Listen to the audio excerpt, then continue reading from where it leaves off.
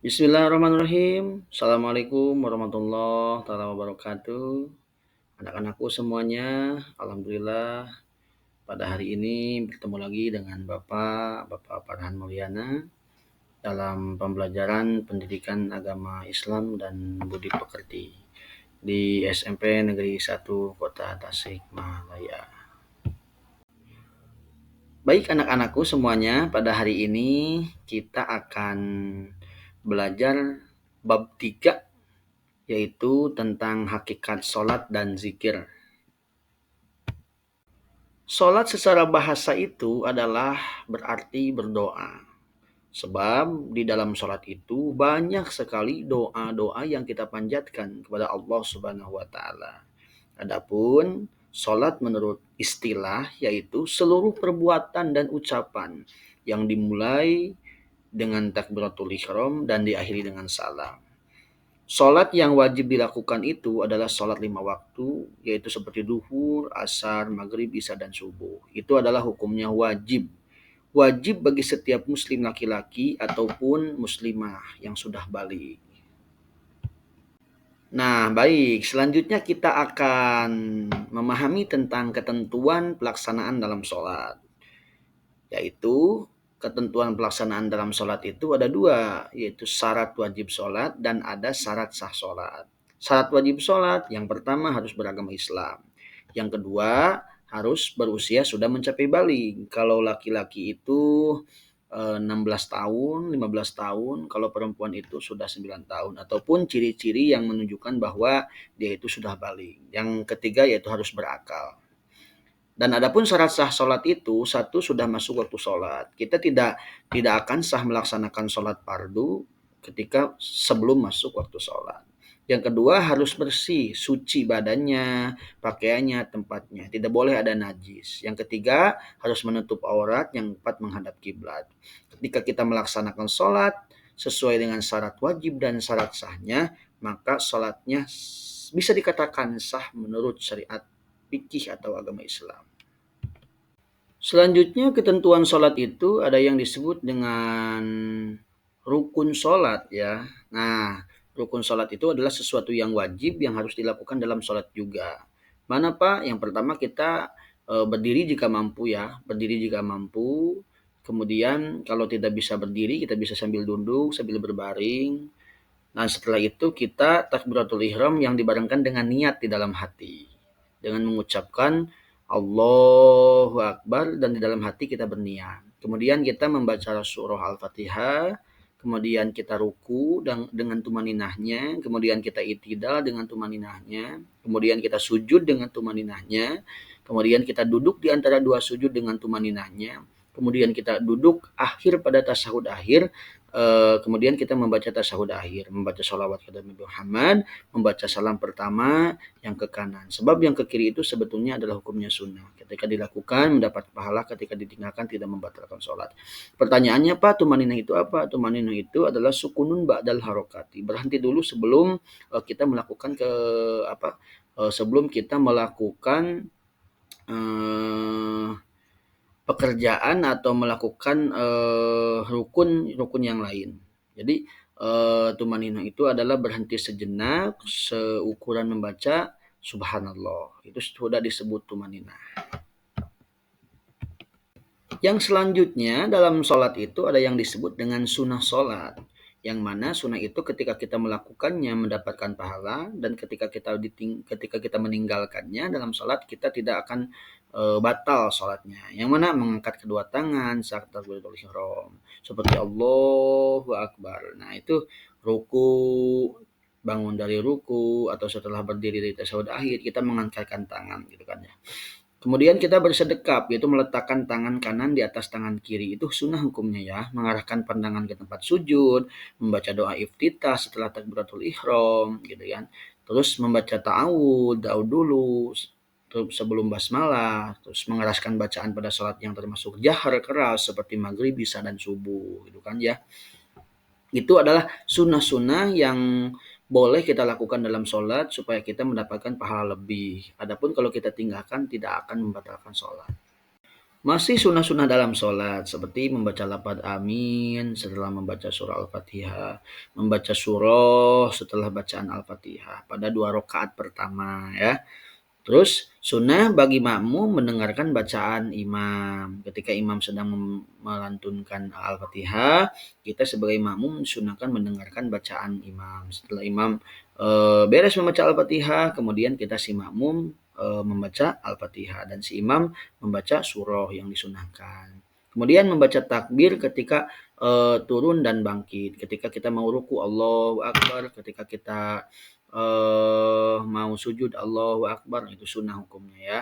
Ketika bangkit dari ruku membaca sami Allahu liman hamidah, itu adalah hukumnya sunnah. Sebab yang wajibnya itu adalah apanya? Yang sunnah itu adalah iktidalnya, yang sunnah itu adalah rukunya. Adapun bacaan-bacaannya itu adalah sunnah hukumnya sebari kita tumaninah. Nah, kalau tumaninah itu adalah wajib berhenti ketika melakukan satu rukun untuk melanjutkan ke rukun yang lain. Masih sunnah-sunnah dalam sholat, oh, banyak sekali nih ya.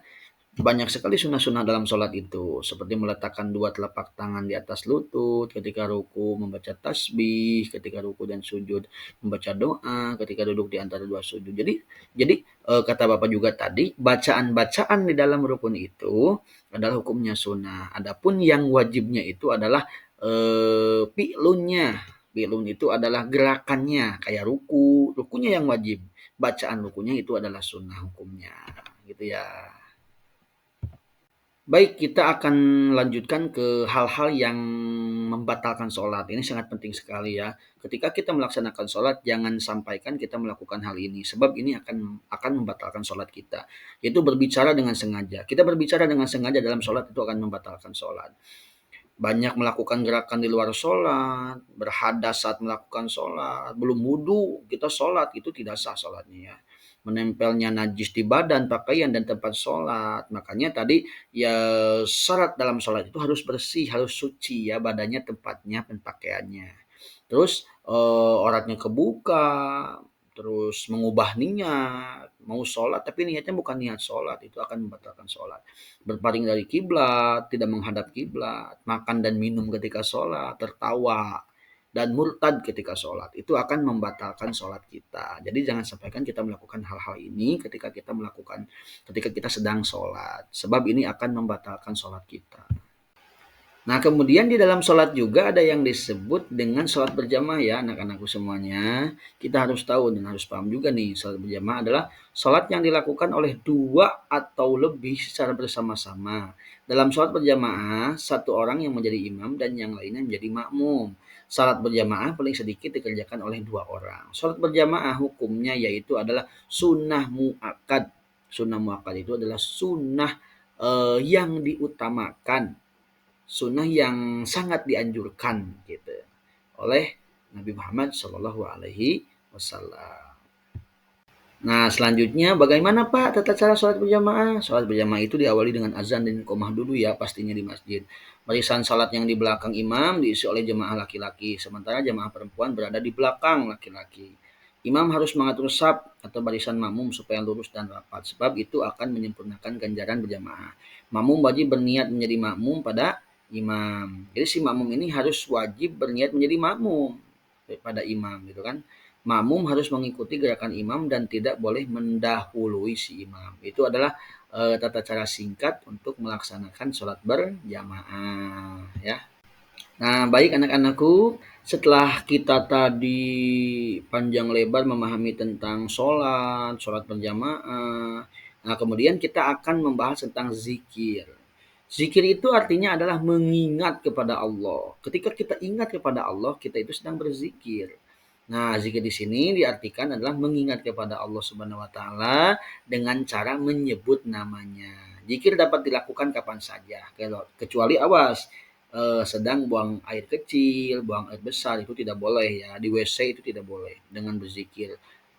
Hati kita akan menjadi tenang. Nah, dengan berzikir hati kita akan menjadi tenang. Dia muqallibal qulub, sabit qalbi ala dinil Islam, ala bidzikrillah tatmainnul qulub. Allah dalam Al-Qur'an ala bidzikrillah tatmainnul qulub, maka dengan berzikir hati kita akan tenang. Kemudian bacaan-bacaan zikir itu apa, Pak? Nah, bacaan-bacaan zikir itu sebetulnya banyak sekali. Lapan-lapan zikir itu banyak sekali. Namun di sini Bapak akan membahas tentang bacaan zikir yang dilakukan ketika kita setelah sholat ya.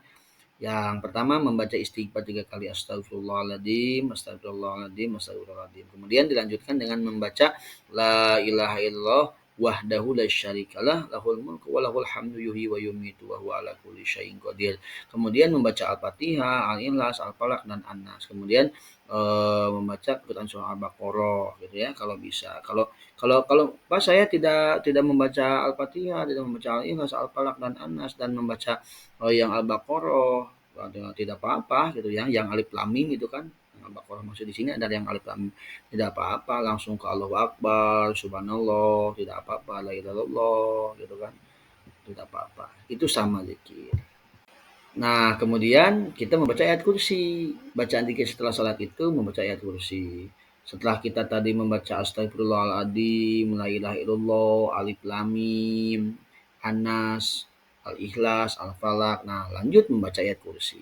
Allahu la ilaha illa huwal hayyul qayyum la ta'khudhuhu sinatun wa la naum lahu ma fis samawati wa ma fil ardh man dzalladzi yashfa'u indahu illa bi idzni ya'lamu ma baina aydihim wa ma khalfahum wa la yuhituna bi syai'in min 'ilmihi illa bima syaa' wasi'a kursiyyuhus samawati wal ardh wa la ya'uduhu hifdzuhuma wa huwal 'aliyyul 'azim. Itu ya bacaan ayat kursi. Nah, barulah anak-anakku semuanya, setelah kita membaca ayat kursi, nah kita lanjutkan ke bacaan-bacaan ini, membaca tasbih 33 kali subhanallah subhanallah seperti itu ya. Membaca tahmid, alhamdulillah, alhamdulillah, membaca takbir juga 33 kali Allahu Akbar, Allahu Akbar. Dan membaca tahlil 33 kali la ilaha illallah wahdahu la syarikalah lahul mulku wa lahul hamdu yuhyi wa yumiitu wa huwa ala kulli syai'in qadir. Atau membaca la ilaha illallah selama 33 kali. Ya, sebanyak 33 kali. Nah, ini apa sih Pak manfaat menunaikan sholat? Satu, mendekatkan diri kepada Allah. Itu kan kewajiban kita ya. Sebagai bukti rasa syukur kepada Allah, kita sudah diberikan kehidupan, hidup yang nyaman, sehat walafiat, gitu kan, diberikan rezeki. Makanya kita bentuk syukur kita kepada Allah adalah dengan sholat. Dapat menarik rezeki, rajin sholat itu kita akan dijembarkan, diberkahkan rezeki, menjadi obat kesedihan, melatih kedisiplinan, mendidik manusia menjadi bersih, karena harus bersih badan, tempat dan pakaian ya, memperkokoh rasa persaudaraan antar muslim dengan sholat berjamaah. Nah, yang kemudian ini adalah manfaat atau hikmah dari kita zikir ya. Zikir itu tidak hanya setelah sholat. Kita meskipun tidak setelah sholat boleh berzikir ya. Manfaatnya itu kan mendapat ampunan dari Allah. Astagfirullahaladzim ya Allah, ampuni aku. Senantiasa mensucikan, memuji, mengagungkan dan mengesahkan Allah. Disiplin dalam segala hal, santun dalam ucapan dan perbuatan. Jadi hikmah dari kita rajin berzikir lisan itu maka kita akan terbiasa santun dalam ucapan dan perbuatan. Dijamin oleh Allah Subhanahu wa taala masuk surga dan terhindar dari api neraka. Amin ya rabbal alamin. Alhamdulillah, terima kasih. Untuk materi hari ini dicukupkan sekian. Mudah-mudahan pertemuan kita, pembelajaran kita hari ini menjadi ilmu yang bermanfaat, barokah dan bisa diamalkan. Terima kasih atas perhatian kalian semua. Mohon maaf dari Bapak atas segala kekurangannya. Billahi taufiq wal hidayah. Akhirul kalam. Wassalamualaikum warahmatullahi taala wabarakatuh.